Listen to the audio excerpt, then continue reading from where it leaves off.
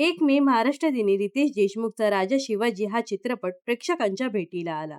या सिनेमाच्या कथानकापासून ते ॲक्शन सीन्सपर्यंत सोशल मीडियावर मोठ्या चर्चा रंगल्याचं पाहायला मिळत आहे. या चित्रपटातील सलमान खानची जीवा महाराजांची भूमिका प्रेक्षकांच्या पसंतीस उतरली आहे. याशिवाय राजा शिवाजी या चित्रपटाने पहिल्याच दिवशी बॉक्स ऑफिसवर दमदार कमाई करण्यास सुरुवात केली आहे. या सिनेमाने भारतात पहिल्याच दिवशी 11 कोटी रुपयांचा गल्ला कमावला आहे. तर हिंदी भाषेतील सिनेमाने 3 कोटी, तर मराठी भाषेतील सिनेमाने 8 कोटी रुपयांचा गल्ला कमावला आहे.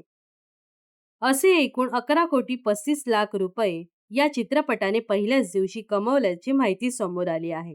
तर हा राजा शिवाजी हा चित्रपट मराठी सिनेमातील बिग बजेट सिनेमा आहे.